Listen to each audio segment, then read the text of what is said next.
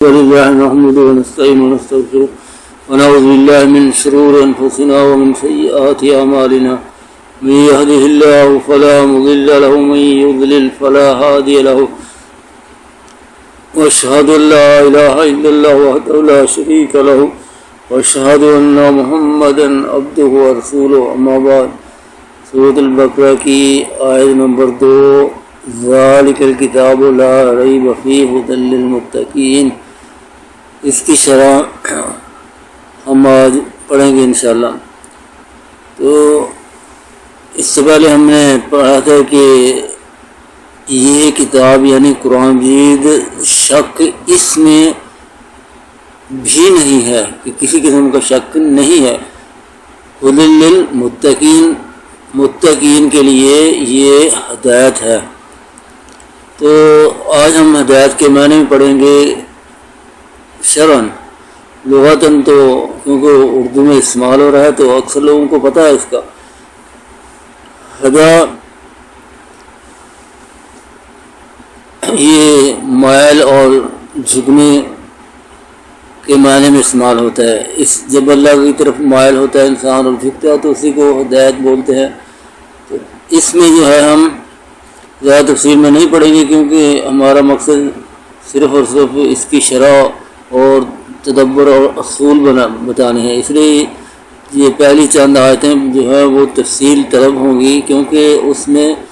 مبادئ اور اصول کے بارے میں بتایا جائے گا، ورنہ اصول اور مبادئ جو ہے وہ علیحدہ جو کتاب میں لکھی گئی ہیں وہ بہت بڑی زخم اور بہت بڑی موٹی کتابیں ہیں، تو ہر بندے کے بس کی بات نہیں۔ حالانکہ وہ اردو میں شیخ الاسلام ابن تیمیہ کی اردو میں کتاب و سنہ پہ آپ اسے لوڈ کر سکتے ہیں اور پڑھ سکتے ہیں۔ تو ہم اس کو بعد میں پڑھیں گے کہ متقین کے لیے صرف ہدایت ہے یا دوسرے لوگ بھی شامل ہے۔ تو آج ہم دیکھتے ہیں کہ اللہ تعالیٰ کی اس قرآن کو سمجھنے میں جو اصول ہے، سب سے پہلے وہ یہ ہے کہ اس میں کسی قسم کا بھی شک نہ کیا جائے جو اس پہ ایمان لے کے آیا ہے۔ جو نہیں ایمان لے کے آیا تو وہ تو صاف ہے، ان سے تو مخاطب ہے نہیں قرآن میں جی۔ تو اس میں ہم پڑھیں گے کہ اگر اس میں ادنا درجے کا بھی شک آ جائے تو انسان اس سے استفادہ نہیں حاصل کر سکتا۔ لیکن ہم دیکھتے ہیں کہ اس میں جو شک تو نہیں کیا جاتا زبانی طور پہ، لیکن ایک ایسی چیز جس کے بارے میں نبی صلی اللہ علیہ وسلم نے 1400 سال پہلے انتباہ کیا تھا، بتایا تھا، وہ اس قدر عام ہو چکی ہے کہ عامت الناس قرآن کو نہیں سمجھتا۔ اگر انہوں نے صرف جو شرح نبی صلی اللہ علیہ وسلم نے کی ہے اور ہم سے وہ جیسے تفسیر طبری جو ہے اس میں سندوں کے ساتھ آ سکتی ہے، وہ سندیں اتنی آسان ہے کہ جیسے اللہ تبارک تعالیٰ نے کہا کہ قرآن کو ہم نے آسان کر دیا، لقد یسرنا القرآن للذکر، تو اللہ نے آسان کر دیا۔ یہ تفسیر اتنی آسان ہے کہ آپ سوچ بھی نہیں سکتے، یہ تفسیر بہت زخم ہے، بہت مطلب کہ اس کی 25-26 جلدیں ہیں، لیکن کیا ان کی جو سند ابن عباس سے آ رہی ہیں تو وہ 5000 سند ہے، ان میں سے آپ صرف ایک صفحے میں لکھ لیں کون کون سے راوی ہیں، تو ایک یا دو صفحے میں آپ پوری تفسیر کے راویوں کو جان جائیں کہ زبانیں جان جائیں، کیونکہ ابن عباس کے شاگرد جو ہوں گے یا علقمہ ہوگا یا کرمہ ہوگا، اور اس کے بعد ابو طہرہ ہوگا، تو اس کے بعد حسن بصری ہوگا۔ اس طرح وہ اتنی آسان ہے، اگر کوئی بندہ پڑھ لے، میرے خیال اردو زبان میں یہ شاید نہیں ہوئی، اگر کوئی اس کو پڑھ لے تو اس روئے زمین کے سارے انسانی شیطان اور شیطانی شیطان اس کو گمراہ نہیں کر سکتے۔ لیکن ہم تو ایک لفظ بھی نہیں پڑھتے قرآن کے، تو اس کو ہم پڑھیں گے کہ یہ سورۃ النساء آیت نمبر 82 ہے، اس کو آپ موبائل سے بھی پڑھ سکتے ہیں اسلام آباد میں۔ افلا یتدبرون القرآن، قرآن میں غور فکر کیوں نہیں کرتے؟ قرآن پڑھنے کا نہیں ہے، غور فکر کرنے کا۔ ولو کان من عند غیر اللہ لوجدوا فیہ اختلافا کثیرا، اگر یہ اللہ کے علاوہ کسی اور نے لکھا ہوتا تو ہر صورت میں اختلاف ہونا تھا کہ بنی آدم جو ہے وہ اتنی اس کی تعداد نہیں، اگر سارے بھی مل جائیں کہ کوئی ایسی کتاب رہے جس میں کوئی اختلاف نہ ہو۔ اس طرح اس قرآن کی اس آیت کی تفسیر ابن کثیر میں بہت تفصیل کے ساتھ ہے، آپ وہاں سے پڑھ سکتے ہیں۔ تو اس کی تفسیر سے سنن ابن ماجہ اور مسند احمد بن حنبل کی حدیثوں سے ہم تھوڑی سی پڑھیں گے، باقی آپ اس کو حدیث نمبر آپ کو بتا دیتے ہیں ہم لوگ کہ 85 ہے ابن ماجہ کی، وہاں سے تفصیل کے ساتھ آپ اسے پڑھ سکتے ہیں۔ تو کہنے کا مقصد ہے کہ اللہ تعالیٰ نے کہا کہ لا ریب فیہ، جو ریب کرے گا صاحب ذرا اسے ہدایت نہیں آ سکتی، لیکن کیا ہم نے جو ہے وہ اس زمانے میں سب سے زیادہ جو آپ کو انٹرنیٹ پہ اور کتابوں کی شکل میں ملے گا وہ کہ آیاتوں کو، آیات مبارک کو ایک کو دوسرے سے ٹکرانا ہے، یعنی کہ ایک جگہ اگر خبر اللہ نے دی تو اس دوسری جگہ پہ اگر اس سے اس کا مذہب نکلتا ہے، اس سے اسے سونا چاندی ملتا ہے، اسے جو ہے کہ کوئی بھی شخص ہے اس نے اسے سٹور بنایا ہوا ہے، مستودع بنایا ہوا ہے کہ جو چیز چاہتا ہے اس سے ثابت کر دیتا ہے، آیتوں کو قرآن کی ٹکرا کر ایک دوسرے کے پاس۔ یہ سب سے بڑا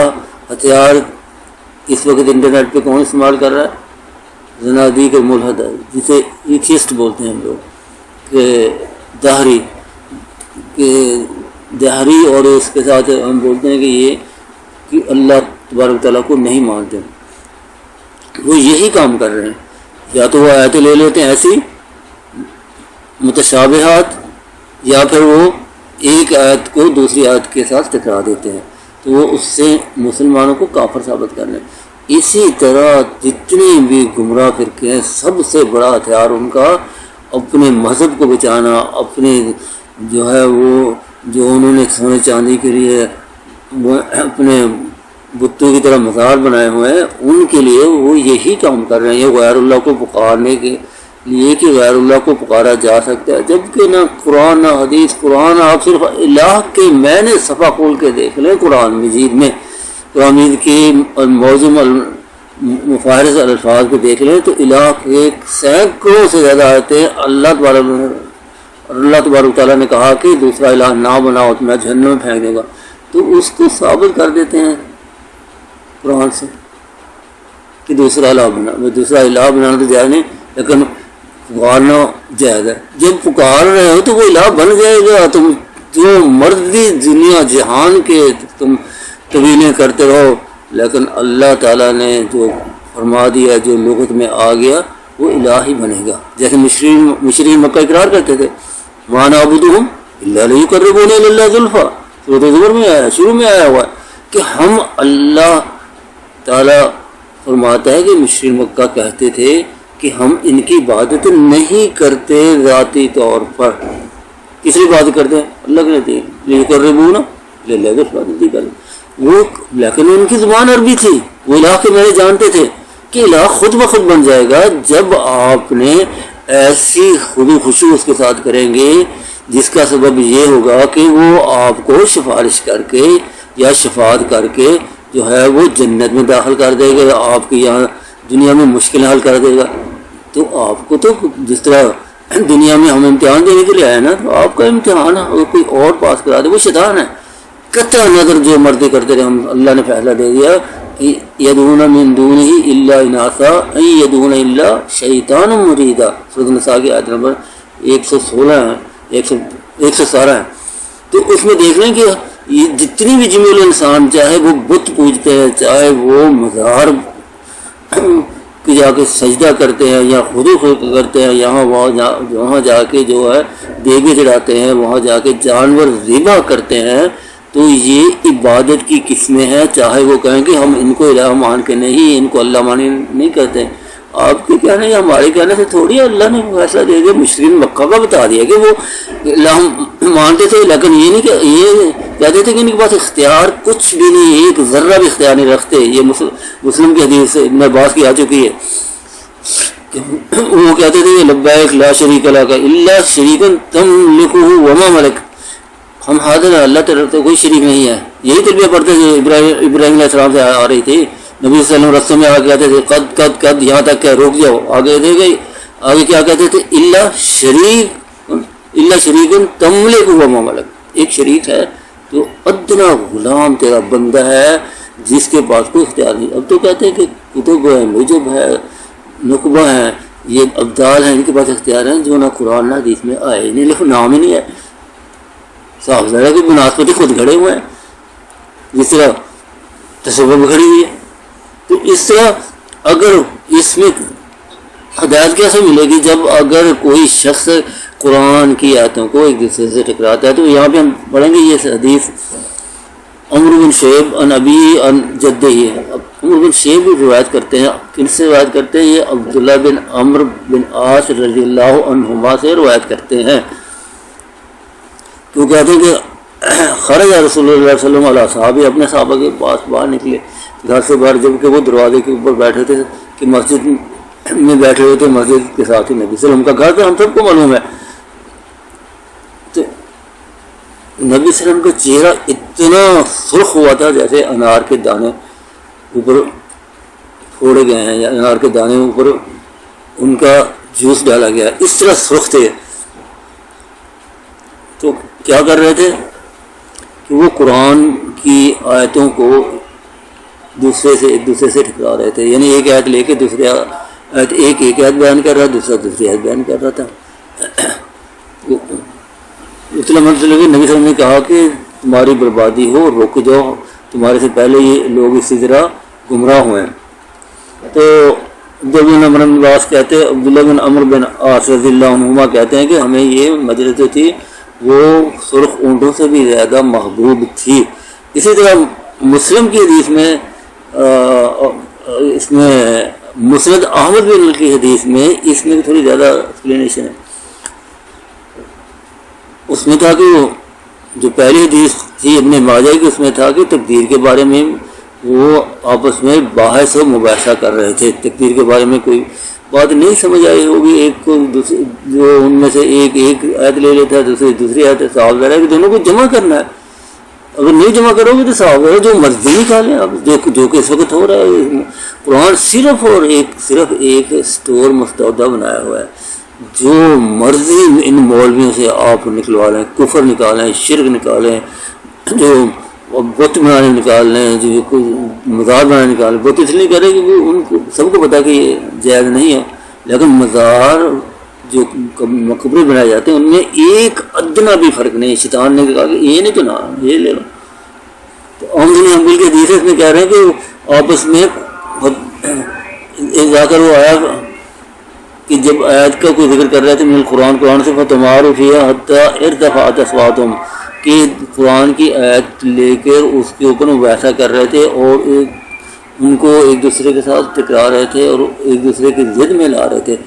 یعنی کہ قرآن کی ایک آیت کو جو اپنا جس کا مفہوم نکلتا تھا ایک صحابی بیان کر رہا ہے، دوسرا سے بیان کر رہا ہے، ان کی آوازیں اونچی ہو گئی. تو نبی صلی اللہ علیہ وسلم اپنے گھر سے باہر آئے تو نبی صلی اللہ علیہ وسلم نے فرمایا مہلن یا قوم، کہ رک جاؤ، اس سے پہلے جو تھے وہ برباد ہوئے. نبی صلی اللہ علیہ وسلم نے مٹی کی مٹھی لے کر ان کے اوپر پھینکی، منہ کے اوپر ماری کہ اسی طرح پہلے لوگیں تباہ ہوئیں. تو اس کا مطلب ہے کہ جو بندہ، نبی صلی اللہ علیہ وسلم نے یہ بھی کہا جو آج تک ہمارے لیے اسوہ حسنہ ہے، جو آج تک ہمارے لیے ایک سمجھنے کے لیے ٹول ہے، ایک سمجھنے کے لیے ہمارے پاس بنیاد ہے. نبی صلی اللہ علیہ وسلم نے کہا کہ جو تمہیں سمجھ آتی ہے نا، تمہارا علم اتنا ہے، جو جہاں تک تمہیں سمجھ آ رہی تو اسے سمجھ لو، اور جو نہیں سمجھ آ رہی، جسے سمجھ آتی ہے، جس نے قرآن پڑھا ہوا ہے، جس نے سیکھا ہوا ہے، جس نے حدیثوں کا علم جانتا ہے، صحابہ ہے، وہ ان کو ملا دے گے. جیسے کہ امام طحاوی نے بہت بڑی کتاب جو کہ 20 جلدوں سے بھی زیادہ ہو گئے، مشکلات الاثار، کہ جو انسان کو جن کے پاس علم نہیں ہوتا تو وہ کس طرح آیتوں کو یا حدیثوں کو ٹکراتے ہیں، وہ علم نہیں ہوتا تو وہ ٹکراتے ہیں. تو اس میں انہوں نے مطلب کہ آپ یہ دیکھیں کہ تقریباً 23 یا 24 جلدوں میں ہے. اب ہم اندازہ کر سکتے ہیں کہ کس طرح جو ہے نا، جو صاحب ہے کہ جس بندے نے قرآن پڑھا ہے، اگر اس نے میں نے صرف جانے ہیں یا اس کی رسائی یہاں تک نہیں، یا ان علماء کو نہیں پڑھا، یا قرآن کی تفسیر جو نبی صلی اللہ علیہ وسلم نے جو صحابہ نے کی نہیں پڑھی. خود صحابہ کو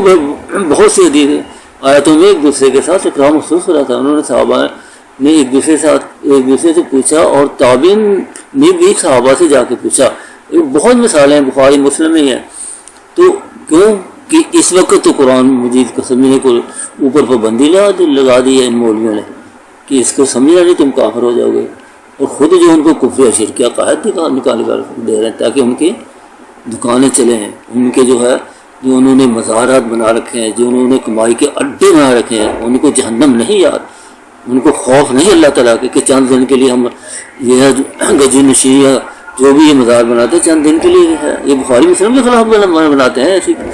کس طرح بناتے ہیں؟ یہ اپنے اپنے طریقے نکال رکھے ہیں. حدیثیں صحیح مسلم بخاری کی ان کو جھوٹی حدیثوں کے ساتھ ٹکرا کے بیان کرتے ہیں.